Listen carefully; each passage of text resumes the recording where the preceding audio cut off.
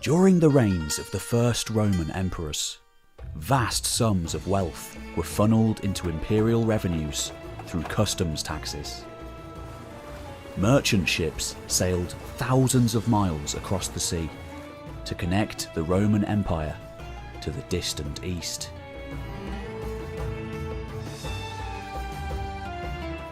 In 150 AD, the rhetorician Lucian describes how a Greek student in Alexandria sailed up the Nile as far as a port on the Red Sea, called Clysma. There, the young man saw a vessel that was about to set sail, and was persuaded to join a voyage from Egypt to India. In those days, it was a 40-day sailing out onto the open ocean, driven by the monsoon waves, winds, and torrential rain. On the way, merchants would have told the young student about the legacy of Alexander the Great and the Greco-Indian kings who once ruled lands close to their destination. The remains of Greek civilization in northwest India stood there still, not just in ruins, but in religion, culture, and the descendants of colonists from as much as 4 or 5 centuries before.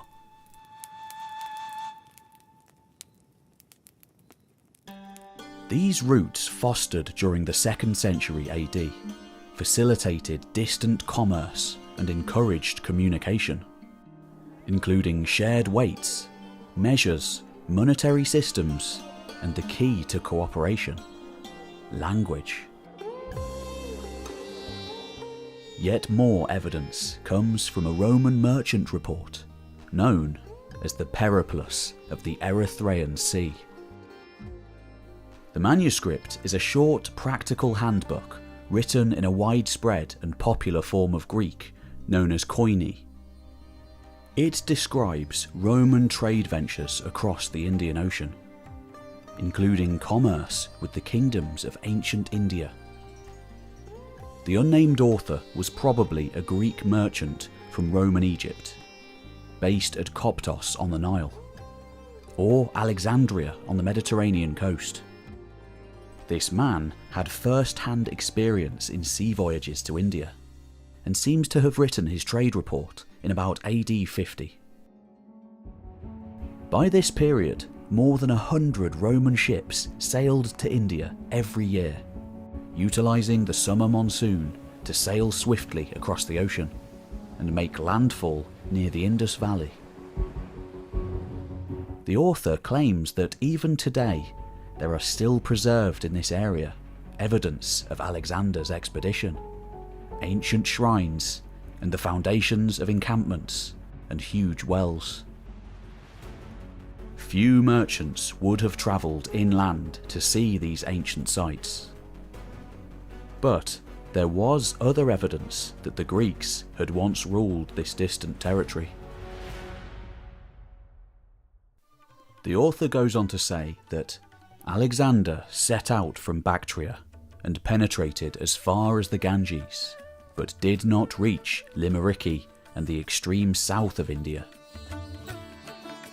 Due to his expeditions, old drachmas engraved with Greek inscriptions can still be found at the markets of Baragasa.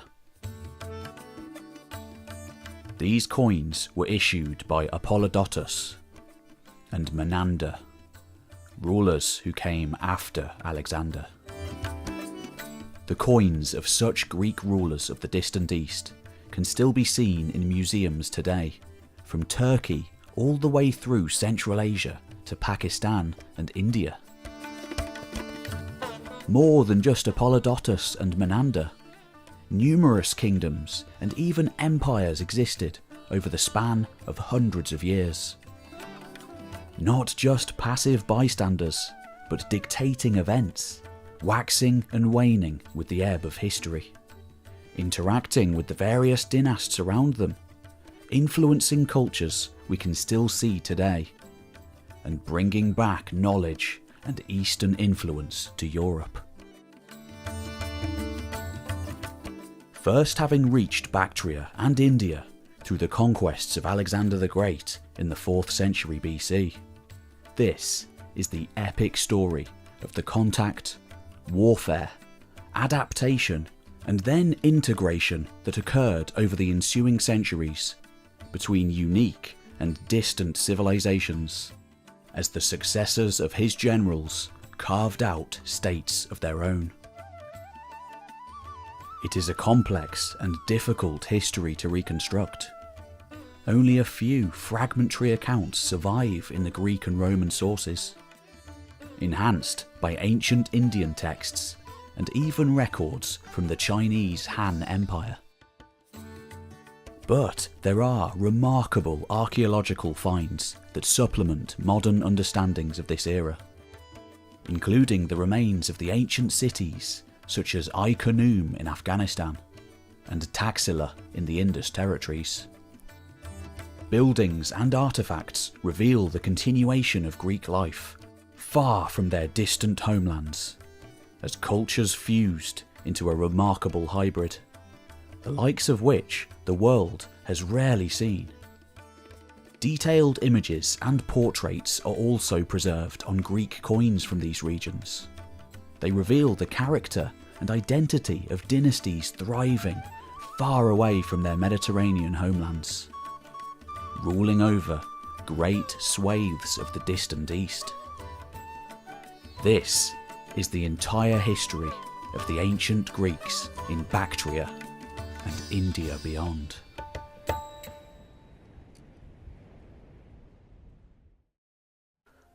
Hello folks, Pete Kelly History Time here. This channel is nearly 10 years old now. I've been doing this, writing, researching, studying history for much longer. That's a long time doing this sort of thing. The vast majority of the time by myself. Don't worry, I'm not quitting or anything like that. There's absolutely loads of things coming up this year. But I am also doing some new things. I've just finished recording a series of 12 podcast episodes called History Time Unearthed, where I talk to archaeologists and historians about their areas of expertise. I've managed to get some absolutely huge names on there. It's been absolutely amazing making it, so check that out. But also, I'm doing tours now. I'm escaping the internet onto the real world. And you should come with me.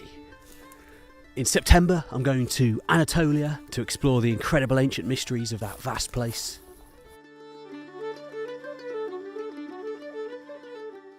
And then next year, I'm headed to Peru. It's going to be an absolutely incredible adventure through the entire history of ancient Peru. Thousands of years of history, incredible sites that are really hard to get to. We've got Corral, Espero, El Brujo, Huaca Prieta, and so much more. All the information is going to be in the video description below, and I hope to see you there. Any questions about any of it, just send me an email and I will respond. But now, a quick word from our sponsor. Every human being with a smartphone and an internet connection today has access to more information than all the libraries of the ancient world. But what do we do with all that information? Particularly now with the rise of AI and the increasing difficulty of working out what is even real, let alone if it's accurate or biased.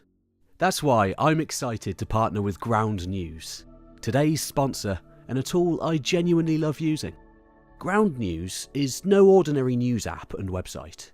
It critically shows how news stories are reported or ignored across the political spectrum. Ground News pulls together coverage from hundreds of outlets, showing you the political bias, factual reliability, and ownership of each source, rated by 3 independent organisations. So instead of being fed one narrow perspective, you can understand what's actually happening and why it's being framed in a certain way. One feature that I really love is the blind spot feed. This highlights stories that are being overlooked by either side of the political spectrum, helping you to catch any blind spots your brain and your algorithm might miss, and avoid getting trapped inside an echo chamber. Just as the ancient Indian and Greek philosophers did all they could do to amass information and understand the world around them, Ground News helps us think critically today, and better understand the vast volumes of information we now have access to. So, if you're someone who values critical thinking, curiosity and truth, then Ground News is the perfect daily tool for you. Head to ground.news/HT to get 40% off the Vantage plan. That's the one that I use, and trust me, it's worth it. Again, that's ground.news/HT, or you can just click on the link in the description below. This is their biggest discount of the year and is only available for a limited time. Thanks. Now, back to the ancient world.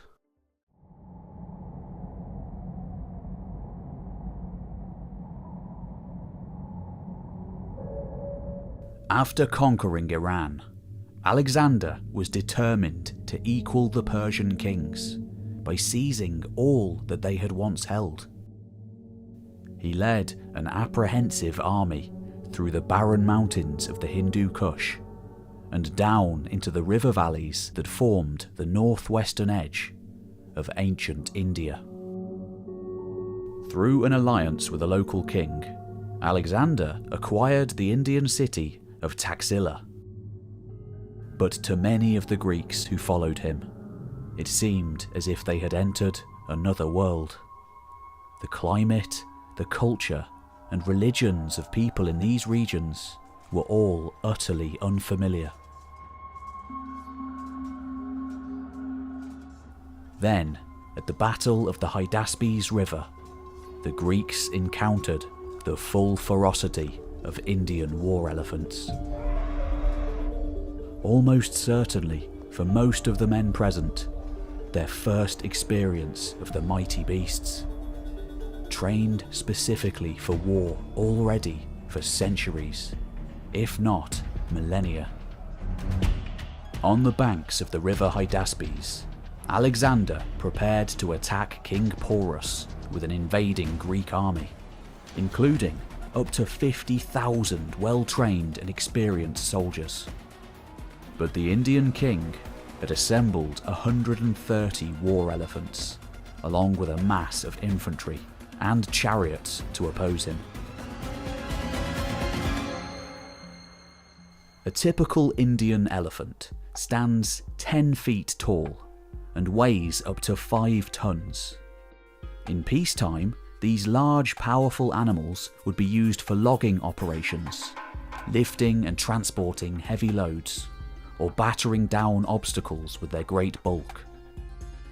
But they were also formidable in warfare, with their enormous strength and tough hides making them extremely difficult to kill. The actions of elephants on the battlefield were directed by a trainer called a muhaut, who perched astride the animal's neck, directing the charge into enemy ranks. Often 2 or 3 additional riders sat astride the animal, equipped with bows, javelins, or other missile weapons. The enraged animal charged forward to disrupt enemy formations ahead of the main infantry engagement. Battle elephants would gore and trample the opposition troops, while their loud trumpeting and unusual odour caused enemy cavalry horses to panic and bolt. Alexander's chronicler, Curtius Rufus, describes the formidable appearance of the Indian army commanded by Porus, who was mounted on the largest and most formidable war elephant. The densely packed ranks of the Indian infantry resembling a city wall, with the elephants rising like turrets and towers above the battle lines. But the Macedonians could not disappoint their young king Alexander, and they bravely entered battle against this terrifying new enemy. The historian Arrian describes an engagement that was unlike any previous conflict, recording that wherever the beasts could turn around, they rushed against the Greek infantry ranks and demolished the Macedonian phalanx, no matter how densely it was arrayed. Diodorus Siculus describes how the elephants used their height and strength to trample the Macedonian soldiers. The men died with their bones crushed within their crumpled armour.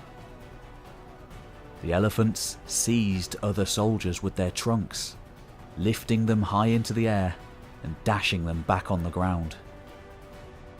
Diodorus further claims that many Macedonians were pierced by the tusks of the oncoming creatures. But they bravely faced this fearsome onslaught. Finally, when the animals were driven into panicked confusion by the multitude of their wounds, or by the deaths of their controlling muhouts, the victory belonged to Alexander. The Greeks now stood on the outer edge of India. To secure his authority over these strange new lands, Alexander allocated the recently conquered Indus territories to local kings and warlords to rule on his behalf. One of these royal figures was the defeated king Porus, who was reconciled to Greek rule and agreed to serve Alexander as a loyal subject king. Alexander seized the opportunity to found 3 Greek cities in these new domains. These power centres controlled strategic routes, with founding populations of injured or exhausted soldiers released from the Greco-Macedonian military. These retired veterans were joined by further recruits and adventurers from the Greek world, seeking some new profit or advantage in the distant east. The new cities included Alexandria Arachosia, near the Hindu Kush, the site of modern-day Kandahar. There, the colonists interacted and mingled with people who had been building cities already for thousands of years. The ruins of their great Bronze Age metropolises, like Mundigak, still standing there today. Curtius Rufus suggests the size of these settlements when he records that 4,000 Greek infantry and 600 cavalry were left as a garrison in Arachosia. The twin cities of Alexandria Bucephalus and Nicaea were further east, near the Helum River and the Hydaspes battle site. Meanwhile, the Indian city of Taxila, where several archaeological sites still stand now at Sirkap and Bur, a Greek-occupied capital, became an important base for Macedonian power and military operations in the area for centuries to come. Alexander was undaunted by his battlefield experience at the Hydaspes, and prepared his army to march even further east from the Indus. Based on Greek accounts of geography, he expected to reach the frontier of the world, where the mighty Ganges flowed into the distant encircling ocean. But by now, his soldiers were far from their Mediterranean homelands, exhausted and traumatized, with their equipment and clothing a patchwork of mended items, a profound longing for home sapping their energy and weakening their spirit. Some must have questioned if they were still within realms under the protection of familiar Greek gods, or had they strayed into the domains of strange and hostile deities. Others, traumatized, could not forget the horrors of elephant warfare.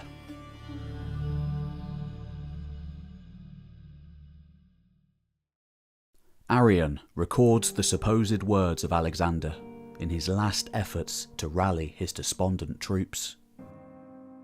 The king believed that the Ganges led down to the outer ocean, and this coast formed the extreme eastern terminus of Asia. Under his leadership, Greek troops could soon return to the Mediterranean. They could conquer North Africa and extend the Macedonian Empire to the opposing Atlantic Ocean. But fear and exhaustion now threatened to overcome the dream of world conquest. Plutarch describing how the Macedonians lost their courage after their battle with Porus. They had heard rumours and reports concerning the vast size and depth of the Ganges River. But now it seemed that the kingdoms beyond had assembled an immense army, including 6,000 battle elephants. This force now waited on the riverbank to obliterate the approaching Macedonians. Alexander's eastern advance therefore ended in northern India. His mutinous troops would not march against the densely populated Ganges region. Instead, he led his battle force down the Indus to connect with the ocean and discover new routes back to Babylonia through eastern Iran. During the campaign, Alexander founded a further Greek city called Alexandria on the Indus, where the Panjnad tributary flows into the main river. Further south, where the Indus emptied into the ocean, the Macedonians constructed large encampments and dockyards. From this base, a Greek fleet explored a sea route back to the Persian Gulf, while Alexander led a brutal march westward through the bleak deserts of Gedrasiya. Territories stretching from Egypt all the way to the realms of the Indus were incorporated into this new Greco-Macedonian empire. But Alexander died in Babylon before any further conquests could be completed, and before his empire could be consolidated into a stable regime.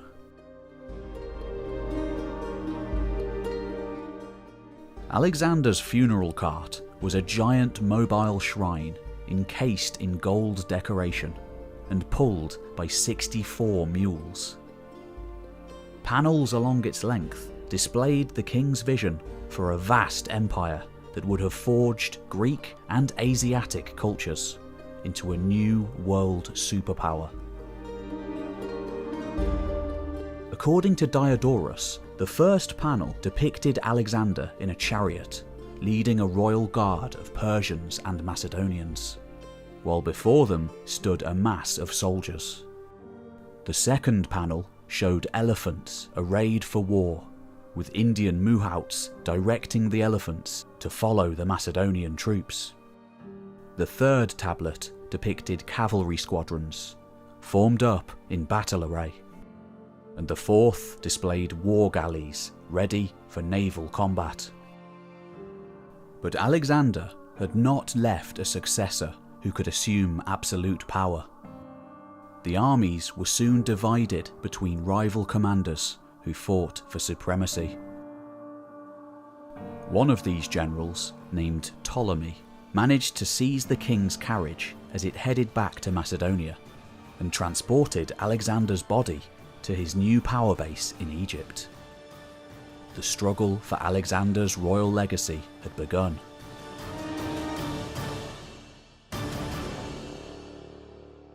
But captured Indian elephants were to play an important role in the conflict. During this period, Greek engineers began improving the combat effectiveness of elephants with the addition of extra armour and fighting platforms. The armour included crests that shielded the muhout from missile fire, and leg bands to prevent axe-armed troops from hamstringing the elephant to cripple it.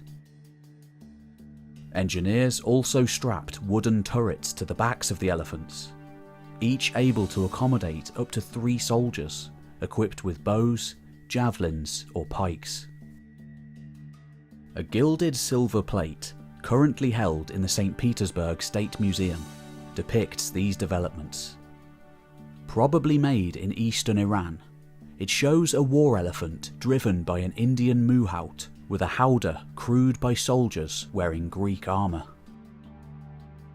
The acquisition of battle elephants and the development of their military capabilities became a race for armed supremacy between the rival Macedonian factions. Successors to Alexander competed for these animals, as whoever controlled the routes through Afghanistan and the Indus territories had a long-term advantage in the power struggle. Now we must turn to the other side of the Indus River, and those rulers who opposed Alexander's crossing.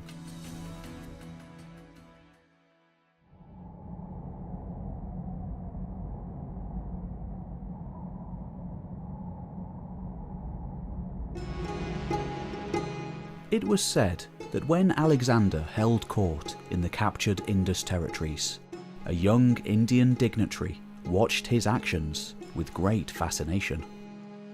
As he observed this Western warrior king, he was inspired by a new form of leadership. The youth was named Chandragupta, and he was destined to create a new indigenous empire in ancient India, one of the greatest of them all. The Greeks called Chandragupta Androcatus, and according to Plutarch, Chandragupta had seen Alexander in person. In later times, he would often say that the Macedonian king had narrowly missed out on making himself master of all India. Perhaps the young Chandragupta voiced his criticisms without caution, or maybe he seemed too ambitious. The historian Justin records that he offended Alexander with such bold statements, and when the king gave orders for his execution, he only saved himself by rapidly fleeing on foot. Whatever the reality, Chandragupta moved on from the Indus region and led insurrections against the Nanda dynasty in the Ganges territories. Meanwhile, with the death of Alexander and the factional infighting that followed, Greek control over the Indus region was in jeopardy. The Macedonian commander Eudemus assassinated Porus, the Indian king, then sent garrison forces from the Indus region into Persia, wishing to assist generals fighting for power in the centre of the empire. In doing so, he critically weakened Greco-Macedonian control over the Indus area.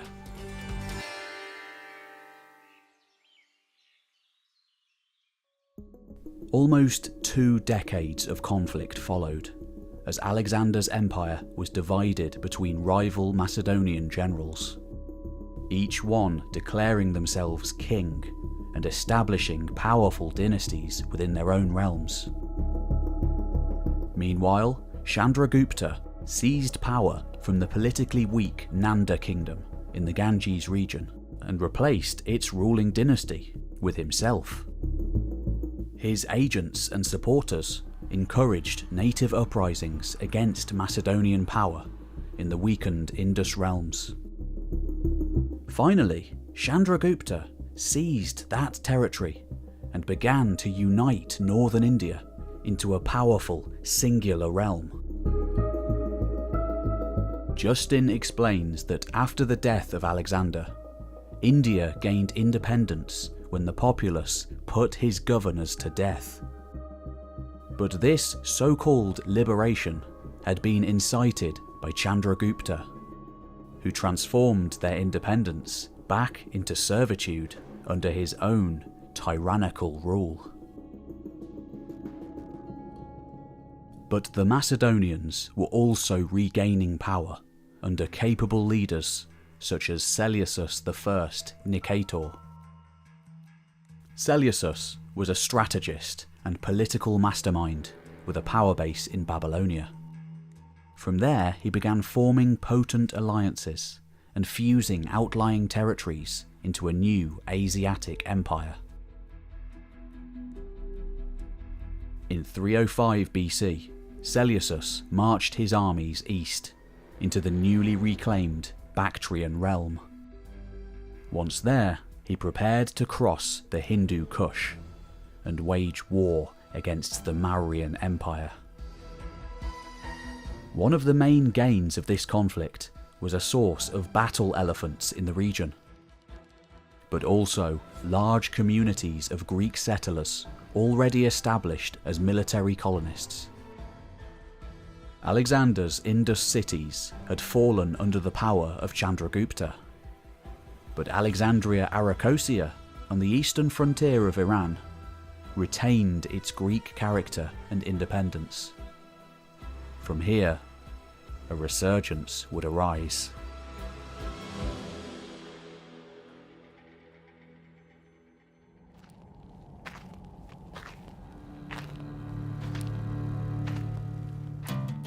Had it not been for the short-lived empire of Alexander that preceded it, the state carved out by his general Seleucus would have been the greatest Hellenistic polity in all of history. At its height, the Seleucids were nothing less than a world superpower, sprawling over Asia Minor, Syria, Mesopotamia and Iran, from their power base in the former Achaemenid heartlands between the Tigris and Euphrates rivers. Initially a minor player, having finally overcome his many rivals in the decades-long wars of the Diadochi that followed Alexander's death. The army that Seleucus prepared for the re-invasion of India in 305 BC may have actually been as large as Alexander's original campaign force. In later battles, Seleucus led more than 50,000 troops and 10,000 cavalry into battle against rival powers. But Seleucus was not fighting the same enemy that Alexander had faced in the Indus region 2 decades earlier. By 305 BC, Chandragupta had united all the military forces of northern India under a single command. Seleucus carefully considered the cost of war and the priorities of his new kingdom. The greatest threat came from the eastern Mediterranean, where rival Macedonian warlords vied for control over major territories and leading Greek population centres. This had to be a priority in his new international struggle for power and dominance. Seleucus therefore drew upon his talent for negotiation and sought a political solution with Chandragupta.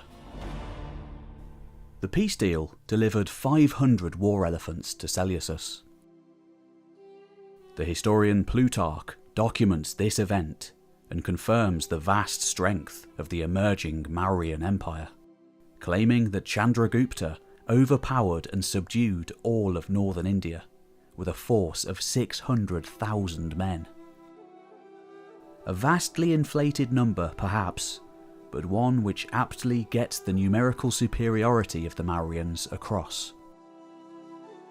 This new elephant battle force allowed Seleucus to surpass his Mediterranean rivals. In return for the animals, Seleucus ended hostilities. He recognised Mauryan rule over the Indus region and granted Chandragupta further territories on the frontiers of Afghanistan and eastern Iran. The surrendered territories extended from the Hindu Kush down the west flank of the Indus to the ocean.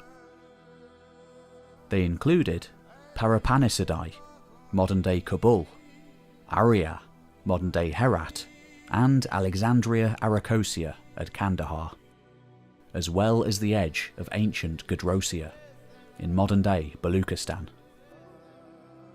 According to Strabo, Seleucus granted these territories to Chandragupta as part of a marriage agreement, probably the bestowal of a Seleucid princess to a Mauryan royal, perhaps even Chandragupta himself. The Greek city of Alexandria Arachosia was included in the territories that Seleucus granted to Chandragupta. Perhaps this was because previous Greek commanders, such as Antigonus, had been placing troublesome or disloyal military units in this region. One of these units was the renowned Argyraspides, the Silver Shields, high-status veteran soldiers who had served Alexander, but shifted loyalties in the conflicts that followed his death.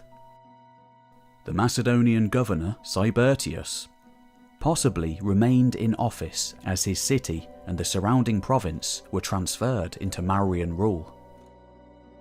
Following this political realignment, tribute payments from Arachosia were probably sent to the distant Mauryan capital, Pataliputra, in the Ganges region, modern-day Patna. It is likely that the Greek and Iranian occupants of Arachosia were now expected to provide military forces for the Mauryan regime, as it expanded its rule south into the greater part of the subcontinent. By this point, an entire generation of Greeks, and Persians too, having grown up in Bactria and the distant east, a society of colonists was beginning to form.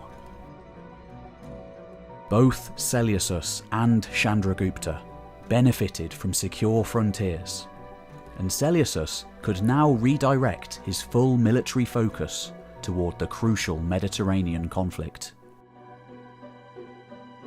A rival commander named Antigonus had gained power in Anatolia and Syria, alongside his son Demetrius.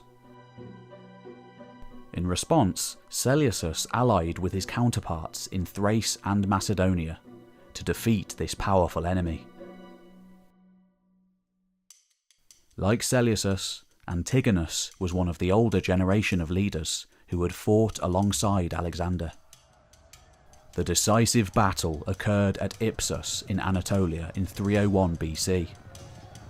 The Seleucid alliance meant that both sides were able to field similar numbers of infantry and cavalry, but Antigonus could only deploy around 75 battle-weary elephants. Seleucus, however, marched against him with a force that included 400 of these beasts in their physical prime. Led by Demetrius, the Antigonid cavalry pursued the fleeing enemy horsemen far from the battlefield. But this was a fatal error. The Seleucid infantry, reinforced by a line of war elephants, suppressed and encircled the struggling Antigonid infantry. The old king Antigonus perished with his army, awaiting the return of his son. Once again, war elephants had shown their worth on the ancient battlefield and demonstrated how they could nullify the power of Macedonian cavalry. Plutarch records that after this battle, the victors divided up the vast empire, like a carcass cut into portions. The Battle of Ipsus ended any ambitions that Alexander's empire would one day be reunified under a single ruler. But it also confirmed that access to India would shape Western destinies. Seleucus had abandoned the direct Greek presence in India, but Greater Bactria was secured within his empire, laying down roots for an ever-growing Greek presence in Central Asia.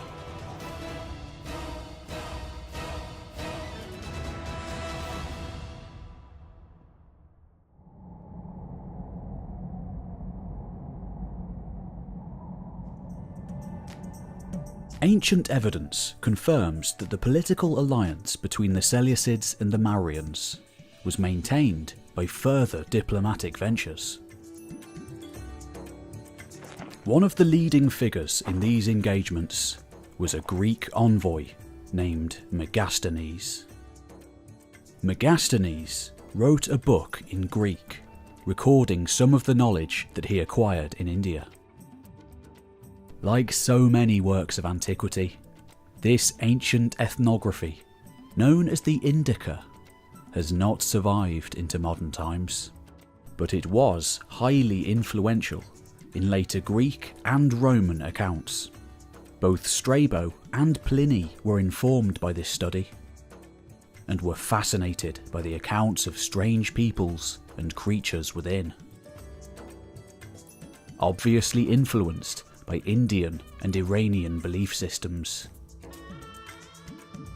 In 318 BC, when he was a young man, Megasthenes had served as a political attendant to the Indian king Porus.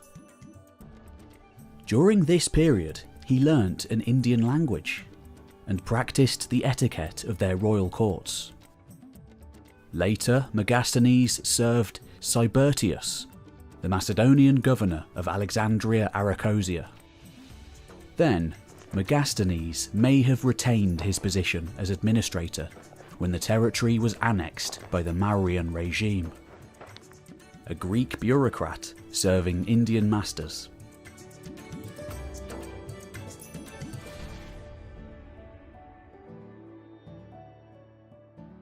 At some point afterwards, Megasthenes found service with Seleucus and became a resident of his new royal palace at Seleucia near Babylon. In this era, fluent in an Indian language as he was, he undertook further diplomatic ventures to Pataliputra and the court of King Chandragupta. Part of this mission may have been to determine the true military strength and resources of the Indian Empire. Megasthenes would have spent a considerable amount of time at Pataliputra, directly observing Indian customs and practices, hearing about their culture and beliefs.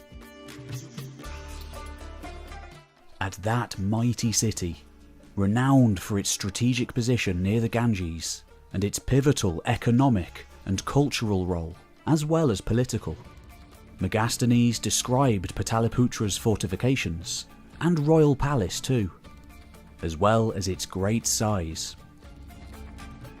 Soon to be a centre of Buddhist and Jain learning and art. Since its founding in the 5th century BC, it was the capital of not just the Mauryans, but the Sungha and Gupta empires that followed.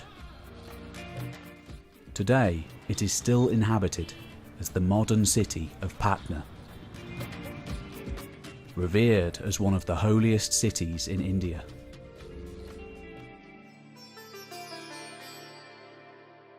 Later Greco-Roman writers, such as Diodorus Siculus, repeat some of the information provided by Megasthenes. According to Megasthenes, there were 7 main social divisions in Indian culture. These were philosopher, farmer, herdsman, trader, warrior, overseer, and counsellor. The so-called philosophers were said to be far fewer in numbers than the other classes, but greatly preeminent and esteemed in honour. This was almost certainly a reference to the Brahmins, the priest class in ancient Hinduism, which still exist today. There were traditionally 4 castes or varnas in ancient India, formed from these Brahmins. The Kshatris, comprising of rulers and warriors, Vaishyas, including farmers and merchants, and Shudras, composed of labourers and servants. Greek perceptions seem to have distorted and increased these divisions. But the Indians were also considering the Greeks through their own cultural interpretations. And Hinduism was not the only religion practiced in these territories.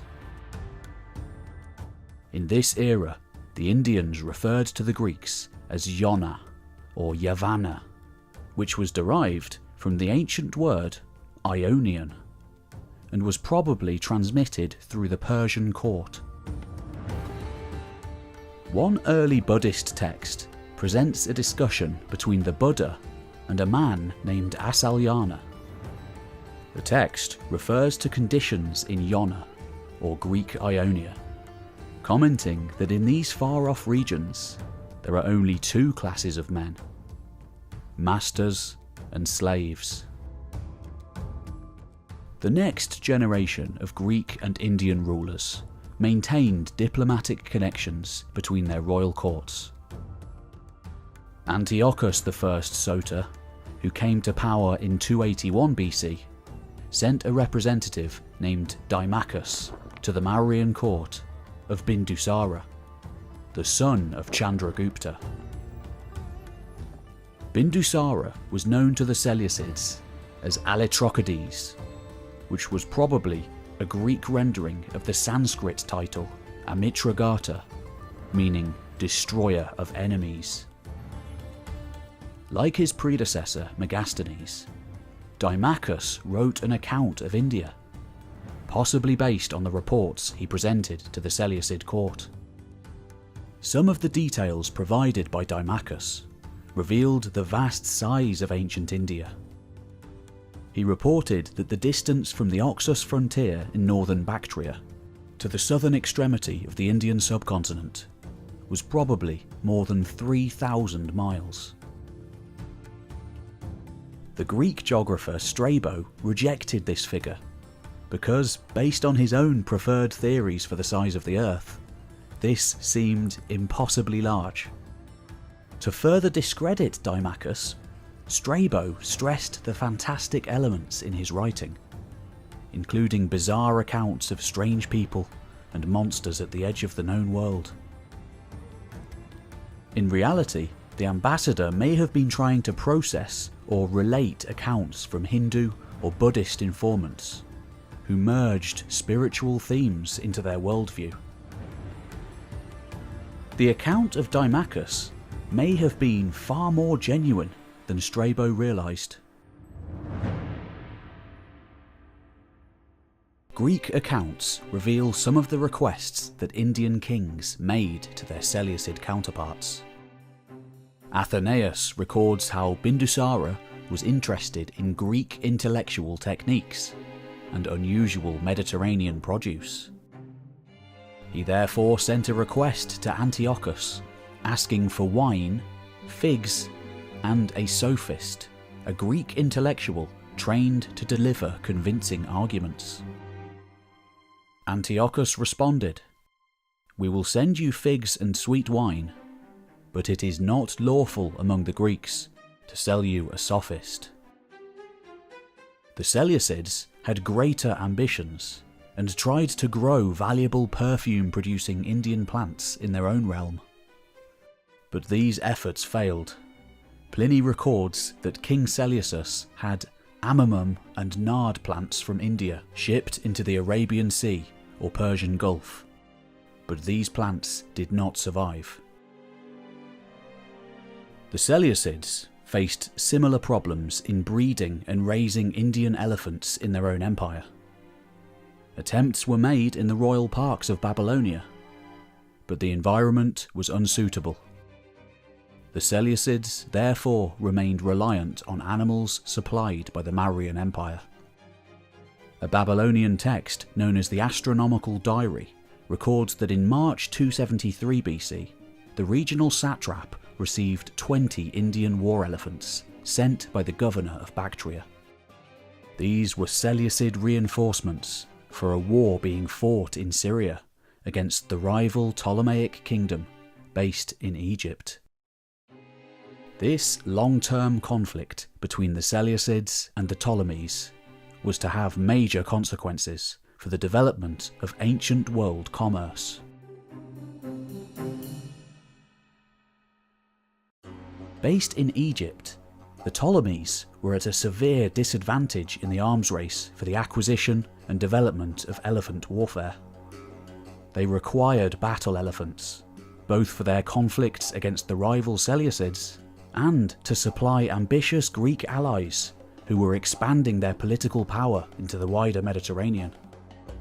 For example, Ptolemy II Philadelphus, who came to power in 284 BC, provided the mercenary general Pyrrhus of Epirus with elephants for his invasion of southern Italy, to fight the growing Roman presence there. Philadelphus also managed to establish diplomatic connections to the Mauryan Empire, sending a representative named Dionysius to Pataliputra. Pliny records that Philadelphus sent Dionysius to establish contact with the Indians, and he supplied information that increased knowledge of their power and resources. But since the Seleucid Empire controlled the main land routes to India, the Ptolemies were forced to find other sources for their war efforts. They sent Greek military expeditions into the Red Sea to journey hundreds of miles down the African coast to locate, capture and transport forest elephants. The giant vessels engaged in these expeditions became known as elephantagoi. Vast sums were spent on the construction of desert installations, base ports and transport fleets. At the height of operations, Greek squadrons would have probably sailed around the Horn of Africa to reach distant sites in what is now Kenya. Captured animals were shipped back to the Egyptian capital Alexandria on the Mediterranean coast. Ptolemy II issued coins depicting himself with an elephant-shaped crown to symbolise his newfound mastery in this vital form of warfare. These initiatives created the infrastructure that was to connect the Roman Empire to the Indian Ocean in later ages. For the Ptolemies, these early ventures into unknown seas were a hazardous undertaking, but necessary for essential military concerns. However, events in the distant East would soon reshape their priorities.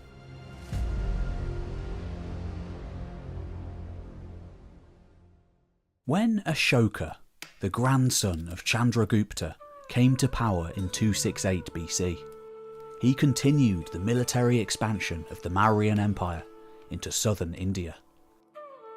This involved a brutal war against the Kalinga, who occupied eastern territories south of the Ganges. But Ashoka was so appalled by the suffering unleashed by this war that he renounced any further violence. Today, he is perhaps most famous as the first prominent follower of a burgeoning new way of life, promoted by the disciples of a spiritual leader, who'd lived some 200 or 300 years before. Not too dissimilar to the Roman Emperor Constantine's adoption of Christianity. When Ashoka not just became a Buddhist, but integrated the new religion into the governorship of his vast empire, the world would be changed forever.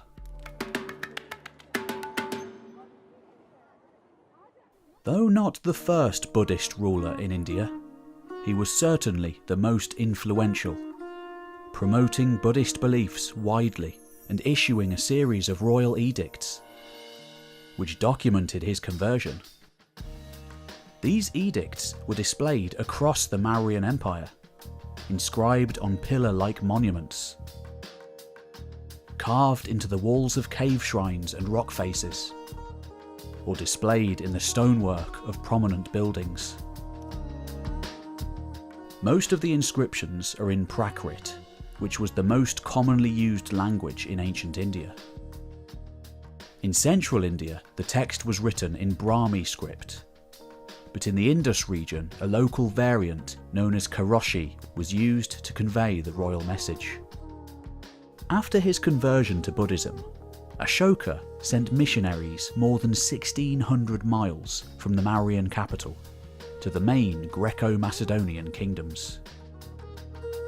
This included Antiochus, the son of Seleucus, King Ptolemy of Egypt, Antigonus of Macedonia, and Alexander II of Epirus. The edicts record that King Ashoka, beloved of the gods, considers his greatest conquest to be the triumph of Dharma. He has won this great victory both within the boundaries of his kingdom and 600 yojanas from here, where King Antiochus reigns. He has also sent the message beyond this place to the realms of the four kings, Ptolemaya, Amtakina, Makkah, and Alexandala.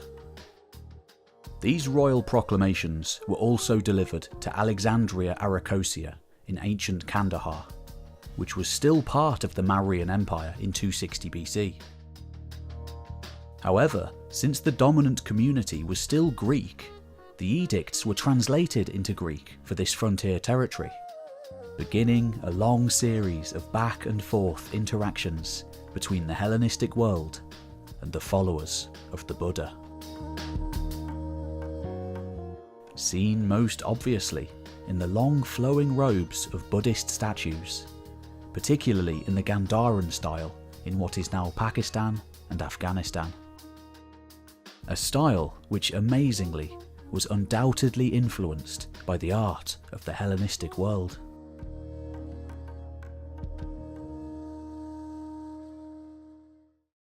The Kandahar Rock Edict of Ashoka was carved on an outcrop of the Chelzina Mountains. This range flanked ancient Kandahar, and travellers approaching the Greek city from the west would have seen the inscription as they passed into the territory. The edict is a bilingual text written in standard Greek script with a secondary translation in Aramaic, the older Persian language of administration in eastern Iran. The Greek text refers to Ashoka as Payadasis, from the Indian title Piyadasi, meaning beloved of God. The Greek text records that Payadasis had promoted the doctrine of eusebia, piety, and abstained from killing living creatures. Furthermore, all attendees in royal employment had been instructed to follow this practice. This would have been a disturbing message for Seleucid envoys tasked with acquiring war elephants from India. The ancient remains of Alexandria Arachosia have been demolished, salvaged, and looted over the course of more than 2 millennia of continual habitation and rebuilding. But one surviving aspect of the ancient site is its Greek name, Alexandria, which became Iskandar, in later dialects then Skandar, and eventually modern Kandahar. One of the few surviving traces of the original Greek city is an alabaster block that once formed the base of a statue. The block was inscribed with a Greek verse that reads, "The son of Aristarchus was rescued from the attacks of a wild beast by..." The rest of the text is missing. Aristarchus was a Greek name, and his son might have erected the statue for the man who saved him from an animal attack.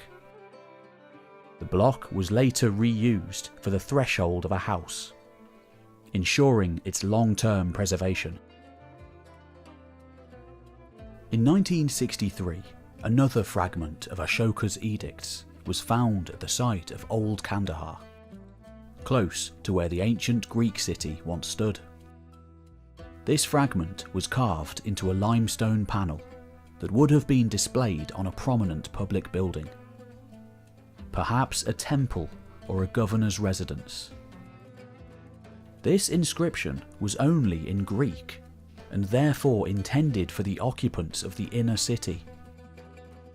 The surviving fragment contains the final lines of the 12th edict describing moral precepts, and the start of the 13th edict explaining the king's remorse and conversion to Buddhism. Sophisticated Indian concepts such as dharma are expressed by Greek phrases such as eusebia, meaning sacred reverence or piety. Unfortunately, the surviving Greek fragment from Old Kandahar does not include the section describing the dispatch of Buddhist missionaries to the successor kingdoms in Babylonia, Egypt, or Macedonia. But Ashoka did send Buddhist representatives to Alexandria Arachosia, and diplomatic groups headed for the Mediterranean most probably set out from this city. No Western text records the arrival of Buddhist envoys in the Seleucid Empire, the Ptolemaic Kingdom, or the other Greco-Macedonian realms. But these new beliefs clearly had a profound impact on foreign policy. Ashoka's new prohibitions against harming sentient creatures would have ended the export of war elephants to the Seleucids. In the years to come, they would have to take matters into their own hands.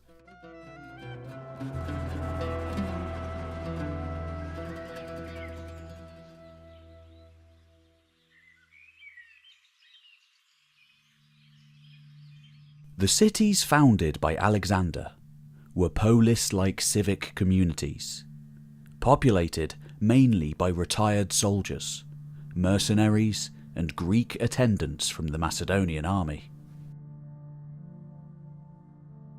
These colonists were often granted landholdings in subject territories, in return for guarantees of long-term military service. They then passed down the land and the obligation to serve to their descendants. The Greek cities were established in locations that had strategic value in controlling resources or productive agricultural lands, communication routes, or territorial frontiers. The philosopher Plato thought that the ideal polis should include 5,000 male citizens, and if Alexander had followed this practice, he might have settled up to 40,000 Greco-Macedonian subjects in the 8 cities he founded in Bactria and Sogdia. This was a substantial population, possibly similar in size to the Greco-Macedonian settlements of Syria and Mesopotamia, which formed the western section of the Seleucid realm. Accounts of ancient conflicts, such as the Battle of Raphia, suggest that the Seleucids could mobilise up to 40,000 Greco-Macedonian troops from their western possessions. The Seleucids recruited numerous Greek personnel to serve throughout their empire, including Bactria, and this is revealed in literature. In around 315 BC, an Athenian playwright named Menander wrote a popular comedy called The Girl from Samos. Although the work is a fiction, it confirms the eastern opportunities for Greeks of this era. In the play, Moskion, a young Athenian, states that he will get away from here, will hire myself out as a soldier, get shipped out of Athens, and go somewhere like Bactria. Many people in the crowd watching this play might have acted on a similar impulse to enroll in Seleucid service. They would head east, attracted by offers of land, wealth, or adventure. The Seleucid dynasty used Bactria as territory to train crown princes. Seleucus sent his son Antiochus east to control the region, before succeeding to power in Babylonia in 281 BC. The Seleucids practiced miscegenation, and Antiochus I was the son of Apama, the daughter of a Sogdian warlord named Spitamenes. He was therefore a Macedonian Greek with part East Iranian ethnicity, and so he had an ancestral connection to the region. When Antiochus became king, he sent his own son, Antiochus II, to rule in Bactria, before his full succession in 261 BC. Consequently, the region was an important component of Seleucid royal power. Ancient Bactria included Afghanistan, between the mountainous Hindu Kush and the broad-flowing Oxus River, modern Amu Darya. Beyond the Oxus was Sogdia, which extended north to the Jaraxes River. The Jaraxes formed the frontier between Sogdia and the steppe, an empty and seemingly endless expanse of grassland that stretched eastward into unknown regions. The broad and fertile Fergana Valley led east from Sogdia towards a dense cluster of high-altitude mountain ranges, which merged into the Himalayas, forming the terminus of Greek and Iranian territories.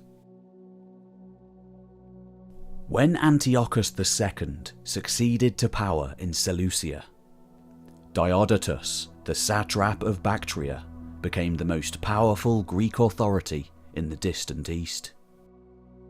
But within a decade, he had revolted from the Seleucid state and declared himself ruler of an independent Greco-Bactrian realm, which incorporated Sogdia and Fergana.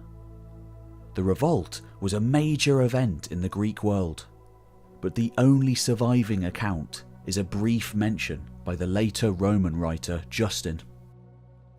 Justin records that Diodotus defected and proclaimed himself king, while the other peoples of the distant east followed his example. Confirmation appears on the coinage issued by the newly independent Greco-Bactrian kingdom in the 250s BC. Diodotus issuing gold statas and silver tetradrachms, displaying his portrait wearing a royal headband known as a diadem.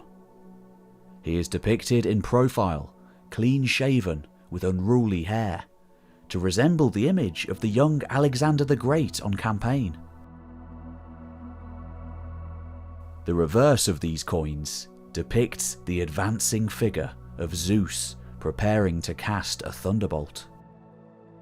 Later coin portraits have an older depiction of the king, suggesting that the image was representative of his actual appearance. The final coins in this series depict a younger man, his son and successor, Diodotus II Theos, who ruled from 235 to 228 BC. Strabo provides further information about the Greco-Bactrian kingdom, and names two cities in the domain which had earlier Iranian origins. These were Bactra and Darapsa, both in northern Afghanistan. They also ruled Sogdia, situated north of Bactria, between the Oxus and the Jaxartes rivers. The Jaxartes formed the outer frontier of this kingdom, dividing the Sogdians from the mounted nomads who occupied the steppe.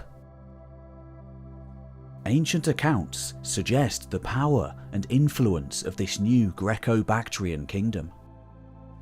Bactria was occupied by a population of about 1 million people from an East Iranian culture. By contrast, the Greek inhabitants, possibly including up to 40,000 males capable of military service, would have been less than 1/10 of the total population.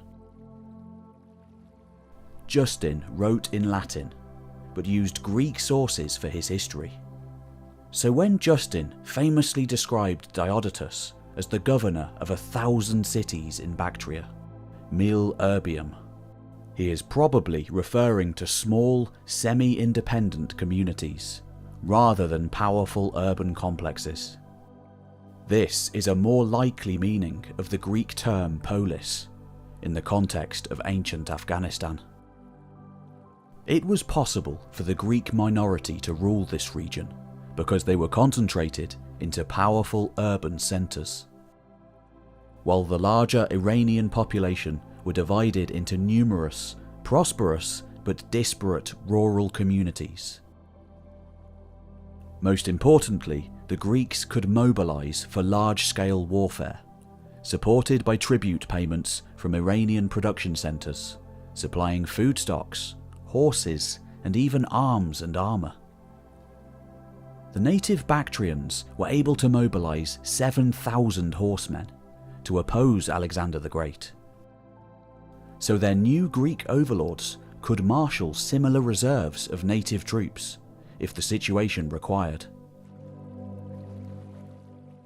A typical Greek city in Bactria might have been able to raise and maintain up to 600 cavalry. This made the Greco-Bactrian kingdom a formidable power in Central Asia. Gold buckles discovered at a later tomb necropolis called Tillya Tepe in northern Afghanistan reveal the appearance of Greco-Bactrian soldiers. The buckles depict well-armoured Greek soldiers with spears, shields, armoured skirts, and Attic-type helmets. Images on the reverse of later coins also suggest the appearance of Greco-Bactrian cavalry. They are depicted as armoured riders on tall, muscular mounts. The Greek presence in Bactria was devised as a military colonisation, designed to dominate and rule subject territories. The early Greco-Macedonian soldiers in Bactria would have followed the example set by Seleucus and married local women. However, their descendant communities were large enough to avoid further miscegenation, or mixing with the locals. Consequently, they preserved the original Greek culture of their fathers, down through subsequent generations. Their cities had Greek-style theatres, gymnasiums, temples, and colonnaded buildings that displayed Hellenistic architecture. The surrounding countryside was planted with distinctive Mediterranean crops, including vineyards and fast-growing alfalfa, which provided fodder for their animals. Their descendants wrote and spoke in Greek, and followed Hellenic religious practices. There were two main categories of cities under Greco-Bactrian rule. The first were existing Iranian centres, subject to Greek resettlement after Alexander defeated, reduced, or expelled their existing populations. These cities, which included Bactra and Darapsa, were reoccupied by Greek communities. They replaced or remodelled existing infrastructures to fit their own cultural requirements and expectations. Bactra was the capital of the early Greco-Bactrian kingdom, but it may still have incorporated a significant native population. Other major centres in Greco-Bactria were entirely new foundations that were planned and established as fully functional Greek cities. This included Alexandria on the Oxus, Alexandria Ariana, modern-day Herat, and Alexandria Caucasus, at modern-day Bagram. Many centuries of occupation at these sites have destroyed most of their original structures, or buried the remains deep below the surface. But there is an exception. This is the modern site of Ai-Khanum in eastern Afghanistan. The ancient name of the Greek city located here at Ai-Khanum is not known for certain. It might have been the city of Alexandria Oxiana, founded by Alexander himself, but nothing so far discovered at the site confirms this identification concretely. Ai-Khanum is positioned in a fertile and naturally well-defended stretch of land between the Amu Darya River and a tributary called the Kokcha. This territory, covering an area of about 74,000 acres, was well irrigated by ancient canal systems that sustained agriculture. A Greco-Macedonian settler here could expect a basic land grant of around 14 acres in return for military service, meaning that the region could have incorporated well over 4,000 settlers. The eastern flank of the territory was protected by a northern extension of the Hindu Kush range, leading to valuable resources in the eastern mountains. Mines on the upper Kokcha produced a deep blue semi-precious stone called lapis lazuli. This was the only known source of this valuable gemstone in the ancient world, making it especially sought after. Other sites in the mountains produced valuable copper, iron, lead, and rubies. Excavations at Ai-Khanoum in northern Afghanistan began in 1961, soon after the discovery of the ancient site. The work was led by a team of French archaeologists who excavated remains next to a tall outcrop rising 200 feet above the surrounding landscape. This rocky outcrop was once a fortified acropolis, overlooking an ancient city that bore all the features of a Greek urban centre. The city may have functioned as the royal capital for Antiochus I when he was overseeing the eastern provinces for his father Seleucus. This would explain the presence of a royal palace at the site in an era where nearby Bactria was still considered the regional capital.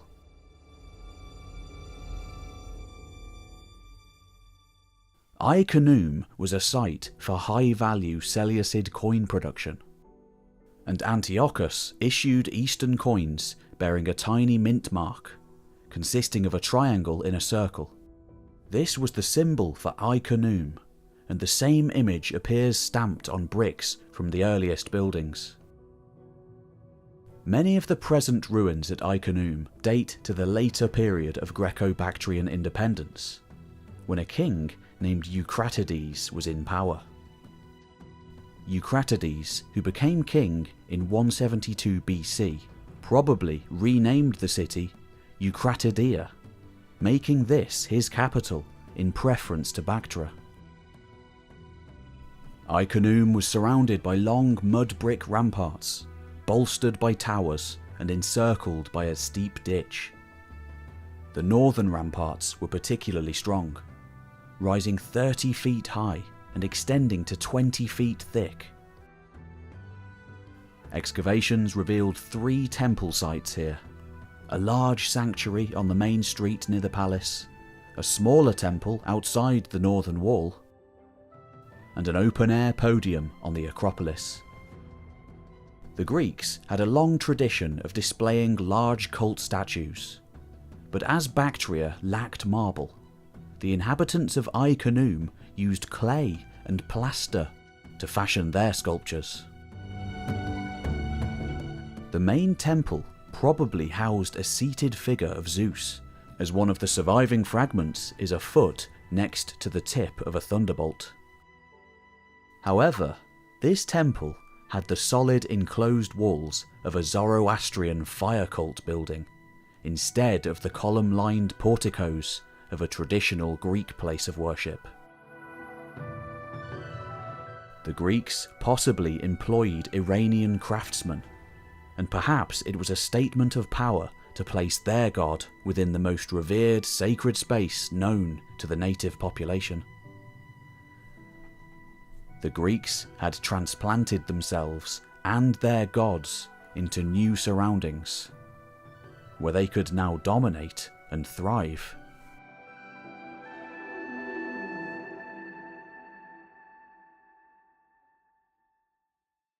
Artifacts found in the vicinity confirmed the Greek appearance and the practices of worshippers. A bowl was found in the sanctuary, along with a ceramic bust of a veiled woman. A silver dish with gold adornments depicted a chariot driven by 2 Greek goddesses.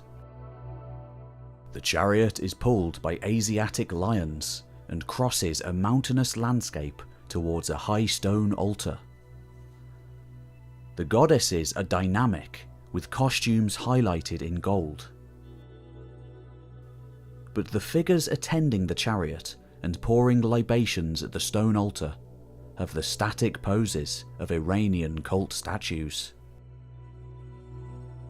Iranian symbols representing the sun and moon stand above the altar, but a radiant gold bust of a Greek god is dominant in the heavens.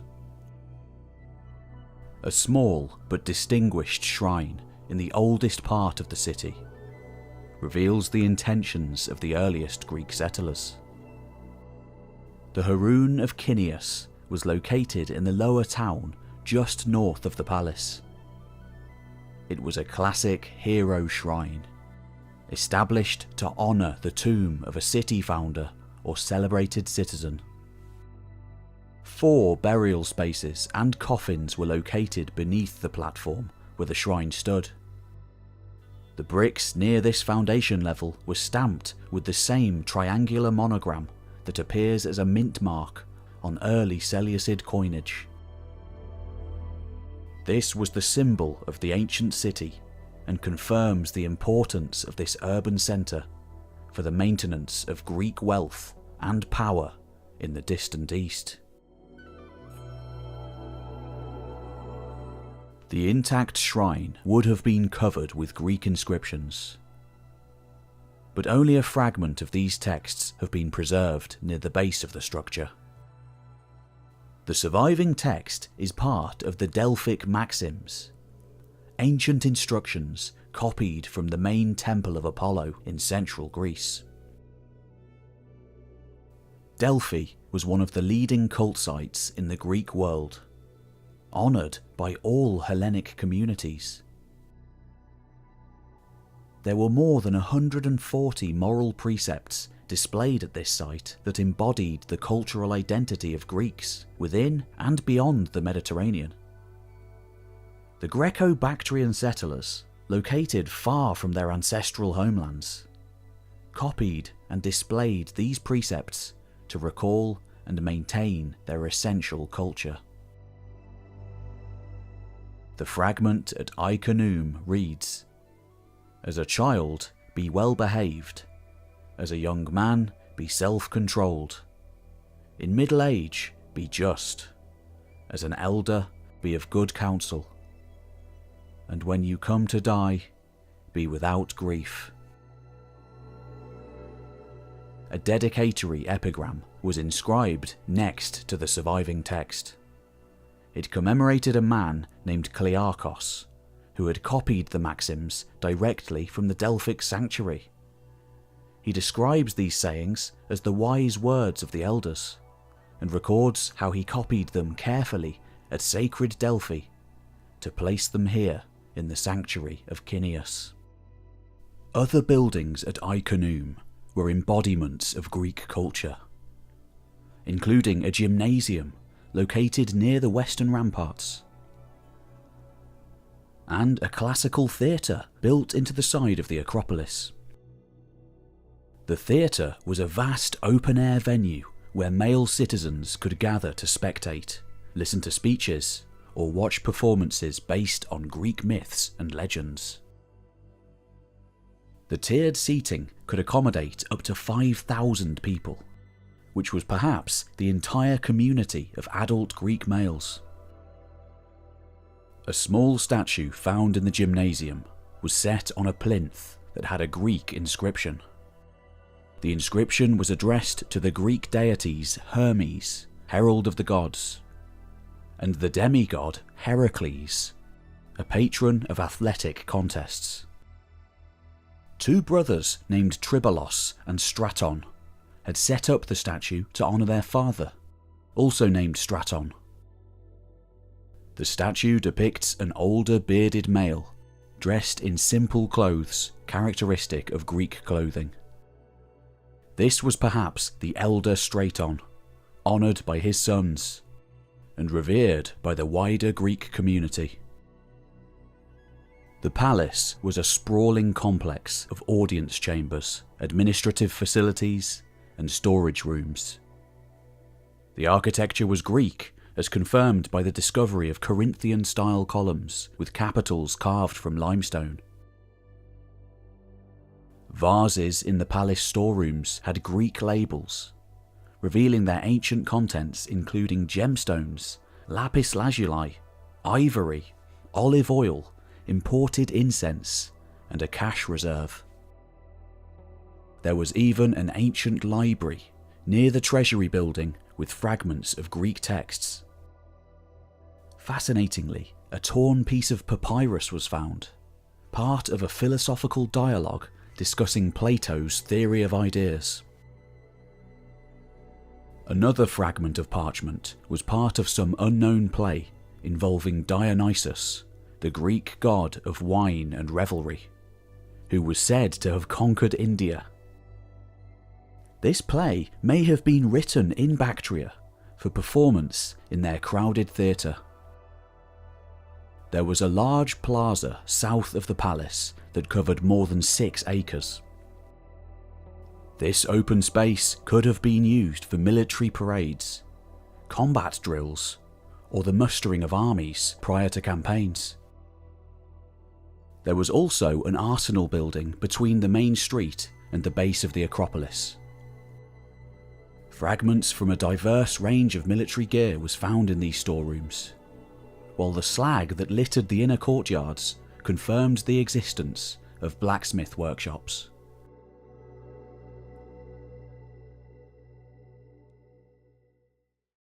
In 228 BC, the Greco-Bactrian king Diodotus II was killed by a usurper named Euthydemus, who founded his own royal succession, called the Euthymenid dynasty.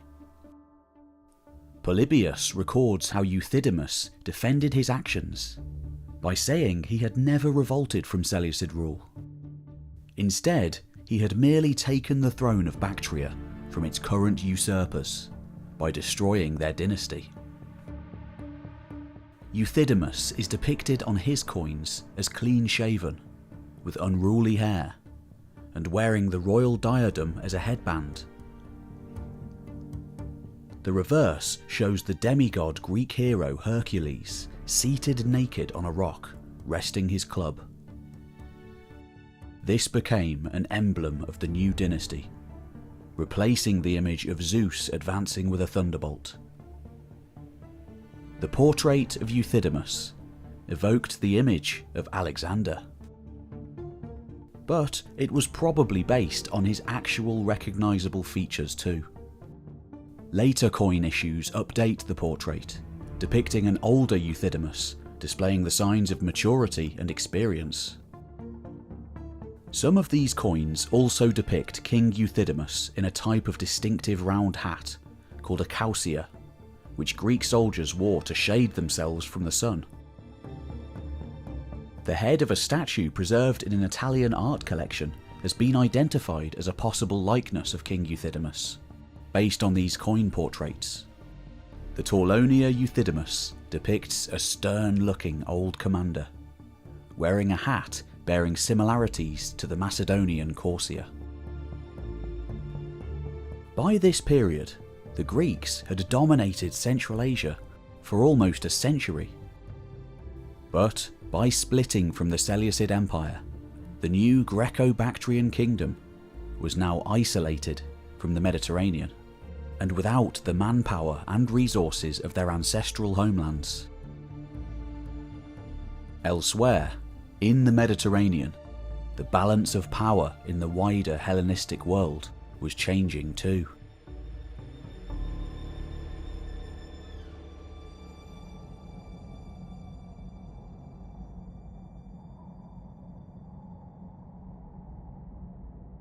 By the time a new King of Kings came to the Seleucid throne in 223 BC, the once mighty realm had been on the decline for years.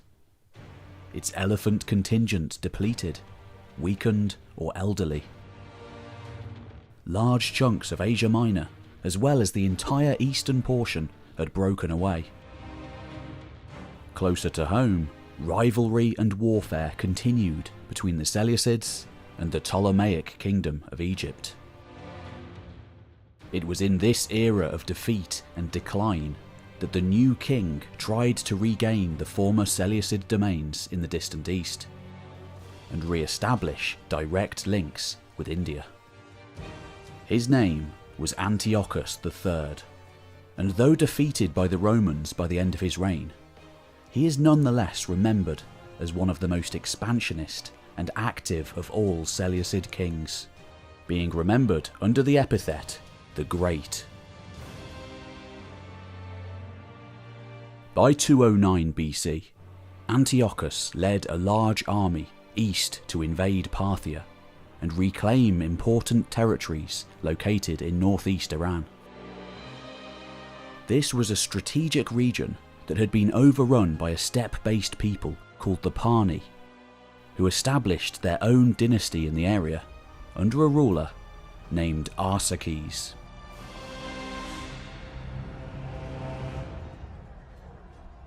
The Arsacids fought as mobile, mounted bowmen, skilled in ambush warfare. Antiochus managed to occupy the capital, Hekatompelos, the gateway to the distant east, then marched through Hyrcania, the narrow belt of fertile territory south of the Caspian Sea. Meanwhile, further east, the Greco-Bactrian king Euthydemus realised the danger and mobilised his army. He sent a large cavalry force of 10,000 troops to the Arius River to prevent any Seleucid advance into his realm. Antiochus responded immediately, marching for 3 days to reach the river. He crossed at night with an advance force that included his cavalry divisions, supported by 10,000 peltasts, skirmishers and fast-moving missile troops. Polybius records the events that followed. When the Bactrian horsemen learned that Antiochus had crossed, they rushed to intercept the intruders. They attacked the Seleucids while they were still advancing in marching line and unprepared for battle.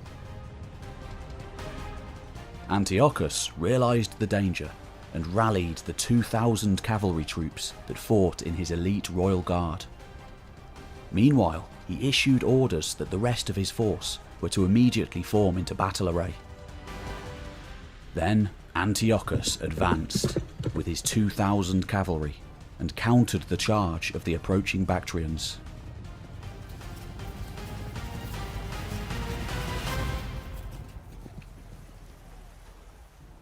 This bold counterattack delayed the enemy, allowing the lightly armed Seleucid infantry to successfully form up and engage their assailants. Less than half of the Bactrian horsemen escaped the battlefield, fleeing back to Euthydemus and the main Greco-Bactrian army. Realising he faced a courageous and determined enemy, Euthydemus retreated back to Bactra and prepared his cities for siege.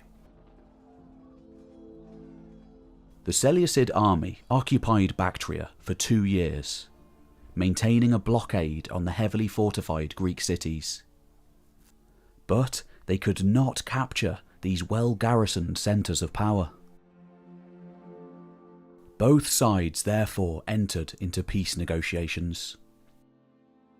According to Polybius, Euthydemus sent his son Demetrius to verify the agreement. Antiochus is said to have admired the manners and dignity of the young man, regarding him worthy of royal rank.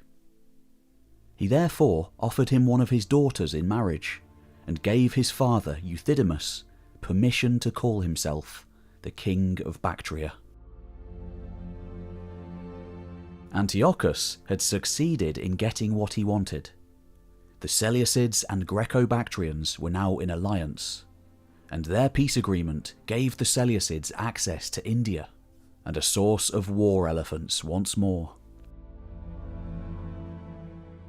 After an absence of almost a century, Greek armies once again crossed the Hindu Kush to reach the Indus realms. Antiochus obtained elephants and wealth from an Indian king named Sophagesonus, and according to Polybius, he accumulated 150 elephants. With his force resupplied in Bactria, he personally led his army on the return march to Babylon. Once again, the route to India was opened up to the Greeks, with exciting possibilities for eastern expansion. But it would not be Antiochus or his Seleucid successors who would eventually seize these new opportunities.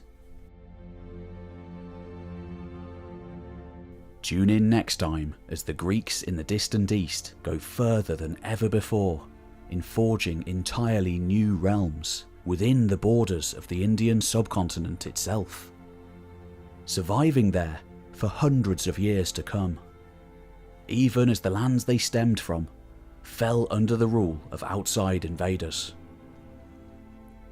In this way, the Buddha and ancient Hindu deities made their way west, and Zeus arrived on the Ganges.